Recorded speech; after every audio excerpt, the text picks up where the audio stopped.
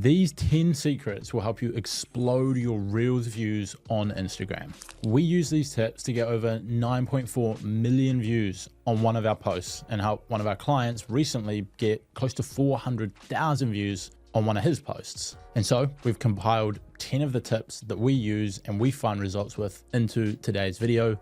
Let's get into it. Now, the first one is create shareable Reels. Now this, according to the CEO of Instagram, is the #1 most important metric in the algorithm when it comes to Instagram pushing your content to more people. The higher your views to share ratio is, the more they will push your content. But one of the most important things to look at if you're trying to evaluate how your videos or anything is doing on Instagram is definitely the sends. Sends, I would look at sends per reach. So of the people who saw it, how many of them sent it to a friend?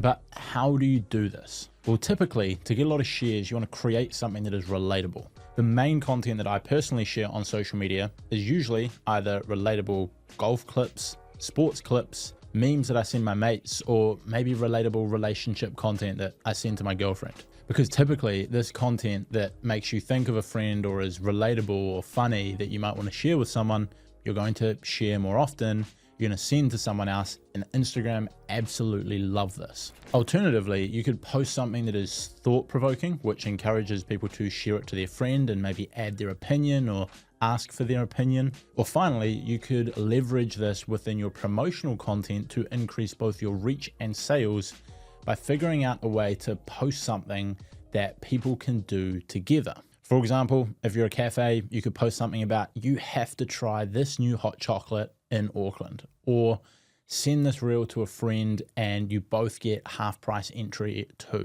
or some way that you can get creative to encourage people to share the content with a friend to get them involved, whether it's a buy one, get one half price, buy one, get one free, whether it's an activity you might do with a friend.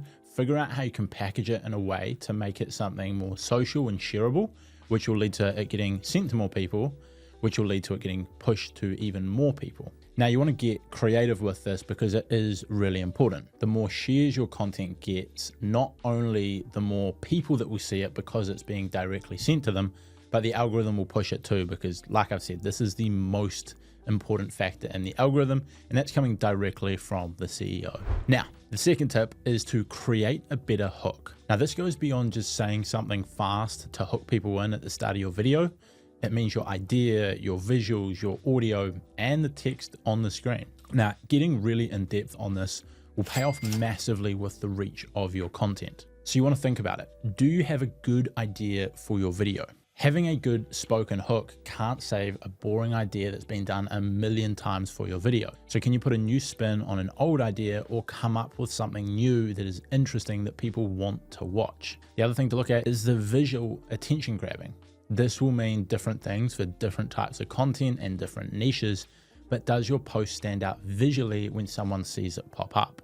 Not just the editing, but what is actually in the shot itself. Is the spoken hook good? Chances are you have a good spoken hook because that's what most people typically think of and focus on when it comes to a good hook, but it's still important to make sure like what you're saying is actually grabbing people's attention. Another thing to look at is there a written hook to hook people in who aren't listening? Because a large group of people don't watch Reels with sound on, and so you want to make sure that even if they can't hear you speak, they are still going to be hooked in.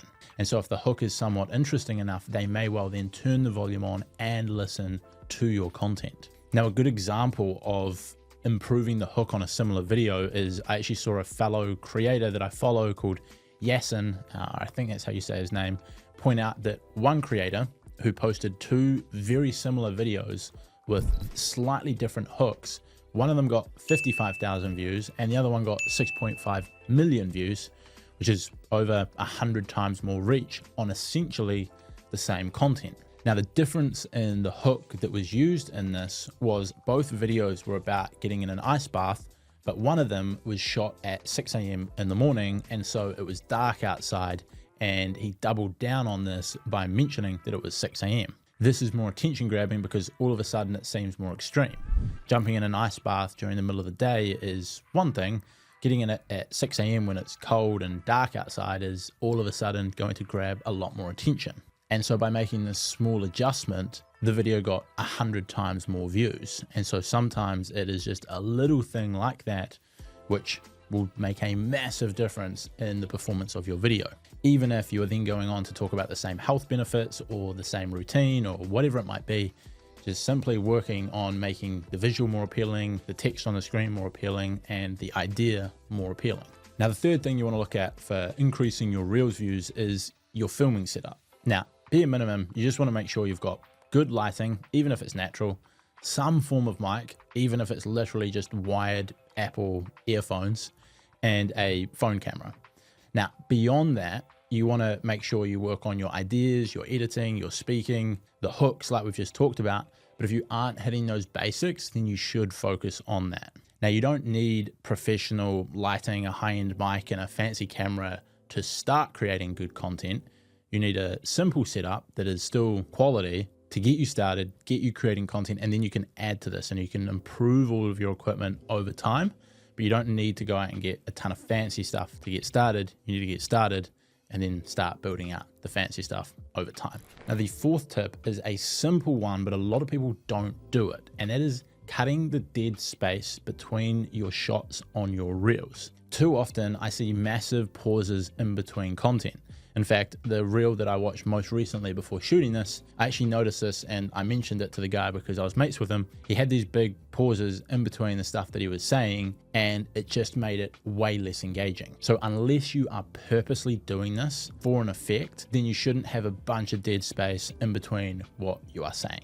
Keep the reels fast paced to maintain people's attention and keep them watching longer, which is good for your retention rates, which is great for your reach. Now, the fifth tip along the same lines is end the video abruptly. You do not want to drag things out after you have delivered the final piece of the video, because this again is a spot that a lot of people muck up and can make a good difference. Because if you create a 20-second long reel, but at the end you've got an extra sort of 2 seconds dragging on where nothing's really being done or said or there's no benefit from it, that can make a large difference in the performance of your content. Because now if people watch your reel on average for 20 seconds, instead of your watch time being 100%, it drops down to 91%, which is a big drop for no reason. And these little things add up in the algorithm, because if you lose 9% watch time by adding 2 seconds on to the end and lose another 9% from the dead sort of spaces in the video, and then you drop 9% somewhere else, all of a sudden you've gone from a watch time of 100% down to 73%, which is just massively different. And the amount of videos now ranking above you because they've got 75%, 76%, 77, 80, 90% watch time is going to be massive. And so you've gone from maybe being a really good video that gets pushed out to something that's getting no reach whatsoever. Ending your video abruptly also means that instead of people swiping away because they realize the video is over and they want to find the next piece of content, they might actually start rewatching the video again before scrolling, which can bring your watch time above 100%. For example, this isn't on an Instagram reel, but on a YouTube short that we posted for a client, we ended it really abruptly, which meant a lot of people replayed the start of the video. And if we look at the analytics, which I'll show on the screen, we can see that 5 seconds into the video, there was a watch time of 120% because of how many people rewatched the start of the video, which then helps push it into the algorithm. And that's because we ended it sharply after the main point was delivered. And then some people went on to rewatch the start. Some people may have even gone on to watch the whole thing again. Now, the sixth tip, finishing up the editing sort of tips, and that is to edit your videos using Submagic to make them more engaging. Now, this is just an AI tool that allows you to sort of automatically remove any dead space, add in captions and effects, all in a few seconds using artificial intelligence.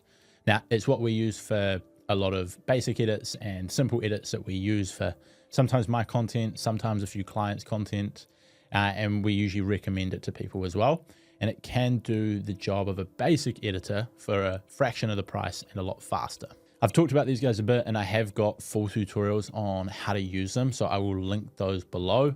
I've also got a discount code that they gave me, which will be linked below. I know it's an affiliate link, but as many of you who watch the channel know, I barely talk about any products on here because I only talk about ones that I actually use and that I actually think will help you. So these guys are good. I'll link them below if you want to try them out. But that's a great way that you can improve the editing of your videos beyond just using the Instagram app or something like CapCut and can save a ton of time in the process. Now, the 7th tip is to test out negative hooks. Now, not every video should be negative because that just gets annoying, but people are naturally more inclined to respond to a negative hook than a positive one. So, for example, saying these 3 things are ruining your skin is a lot more attention grabbing than these 3 things will help you have healthier skin. Because not everyone wants to actively start doing something new to improve their skin, but people will want to know if they are already actively doing something that is destroying their skin, because people are typically going to go away from something negative more than they will rush to something positive. Like I say, don't become negative in every video, but simply adding this into some of your content can help increase your views and bring more people to your channel. The way I always look at it is just make sure that you add some positivity in there, even if you use a negative hook. So don't simply make everything about bad stuff or things you shouldn't do or reporting negative news. You might use something like that to grab people's attention, but then you turn around and give them some positivity. You might talk about a negative thing that's happened in your industry, but then you might talk about a positive way to respond to it or give some good insights to people instead of just talking about the bad, and the bad. Now, the 8th tip is to leverage recent events to create content out of it and get a lot more reach on it. The other benefit of this is it gives you an infinite stream of highly interesting, engaging topics to talk about in your content. By simply keeping up to date with what is happening in your industry, you can create content around it, adding your 2 cents to it, or simply explaining news in your industry, or even just asking people what they think of it. It gives you multiple ways that you can create really engaging content out of it. And this can be applied to literally any niche. You'll see on my channel, I talk about updates that come from Instagram about what's happening on the platform or what's happening with the algorithm or what's happening with content and platforms in general. If the CEO goes out and does a big interview, or if Instagram drop a big update on what's happening, you'll see that I will create a video around it and it'll get a ton of views. If you're in the finance space, you can talk about what's happening with interest rates, or you can talk about what's happening with the government, or you can talk about what might be happening in the markets that you can then report on. And it's always going to be really up-to-date, interesting stuff that people are likely to stop and pay attention to, because at the end of the day, people want to know what is happening. We've also got a client that's in the boxing niche, and so he created a video talking about the Jake Paul-Mike Tyson fight when that first came out, and that was one of his better performing posts. You can apply it to any industry, you can apply it to any niche, but figure out a way you can tap into recent events to create content from it, because it'll always perform much better than normal, purely based off the fact it is current events. The 9th tip is to leverage collaborative reels. You want to find someone who has an audience similar to yours and create a piece of content together so you can reach each other's audience and grow. The other benefit to this, if you both have 5,000 followers, you've all of a sudden doubled your audience and increased your chances of getting more engagement, more reach, and more new followers, both from reaching their audience, but also by improving your chances of getting pushed in the algorithm, because all of a sudden there's more data on who's engaging with the reel, who likes it, who doesn't, and Instagram can more accurately recommend it to the right people. Now, these people that you collaborate with do not necessarily have to be in the exact same niche as you, as long as they have a similar audience to you who are striving towards a similar goal. So I've talked about this before on the channel in different content, and sometimes it can be tricky to apply it to different niches. But if we use the example of a mortgage advisor, technically they are putting out different content to a property investing expert. However, their audience is the same, people wanting to buy property. And so they can collaborate without repeating the same stuff as each other and open their audience to new, fresh perspectives. Because if 2 mortgage advisors collaborate, they're probably going to be competing for the same business, and they're probably going to be talking about the same stuff. Whereas a mortgage advisor can come in and give fresh, more educated advice to the audience of the property investing expert, and the property investing expert can give fresh ideas to the audience of the mortgage advisor. And this can be applied to plenty of different niches, but it's a way that you can sort of work together, bring different ideas, but still be helping the same audience. And finally, the 10th tip that we find really helps out is adding relevant keywords to your captions. Hashtags are somewhat on the way out, and keywords in your captions is essentially the focus now. Even when it comes to hashtags, they actually do a lot more as the word itself, as opposed to the actual hashtag in front of it, which is sort of flipped from how it was in the past. Having a word in your caption meant very little, but having a hashtag meant a lot. And now if you put hashtag business in your caption, the word business probably does a lot more than the hashtag in front of it, if that makes sense. But adding relevant keywords does not mean copying and pasting 30 phrases into the bottom of each caption. It doesn't mean stuffing them in your reel and making them really small and dragging them off the screen like I've seen some people suggest. It simply means writing a short caption with keywords relevant to your post in a normal way. All of this is meant to do is then add context to your content without going over the top with it, so that Instagram can get a good idea of what it's about. Chances are they can already understand what you're saying in the video and they can rank it based on that. But if you just sort of add the text in there as a bit of a bonus, it can help you out when it comes to ranking your content for SEO. And the benefit of this is it can help people find your content maybe even weeks after you've posted it, because they might be searching for something very specific and you might have made a post a month ago about it, and they can find it, come across your profile, and then enjoy what you've got to say and follow you. At the end of the day, the secret to your SEO is going to be your content, not your keywords, hashtags, or captions, because good content will outperform SEO any day of the week on Instagram. So you don't want to stress it too much, but just make sure you have a few relevant keywords in the caption that you are using to have the best of both worlds. Now, hopefully these tips help you. If you want more, go check out my free course that I've put together. It's linked down in the description. You'll also get added to a weekly newsletter where we send out more of our best stuff. But aside from that, that's it from me, and I will see you next time.